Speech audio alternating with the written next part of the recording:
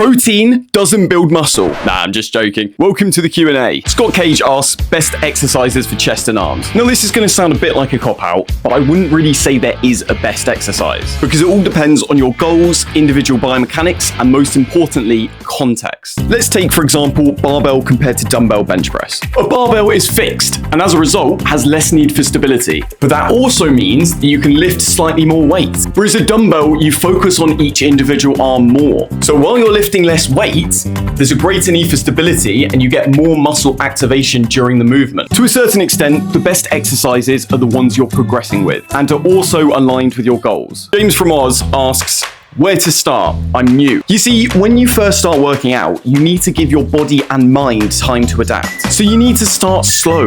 But equally, the best way to start is by showing up. Start off with just 2 full body sessions in the week. Aim to work each major muscle group at least once within the session, with the focus on form and understanding the movement. When it feels comfortable, add in another session. Stay consistent and be open to learning, and you will absolutely smash it. Tommy Birchall asks, what are my 3 favorite exercises for packing on leg size? Now, this question is slightly different to the first because it has context and preference. For me, number 1 would have to be a squat, and that's because they are an incredibly versatile and cross-functional movement. They don't just grow the legs, but they work on your mobility, your core, and your lower back. And fundamentally, the more functional your legs are, the more capacity they're going to have to work harder in other movements. Number 2 would have to be a leg press, and that is because you can push as hard as possible without having to worry about stabilizing the body. And you can also reposition your feet in many different places to bias certain parts of the leg. And finally, I would say a Bulgarian split squat. They are a fantastic movement to isolate one leg at a time, and to also iron out any imbalances you might have. Well, children, unfortunately, that is it for today's Q&A.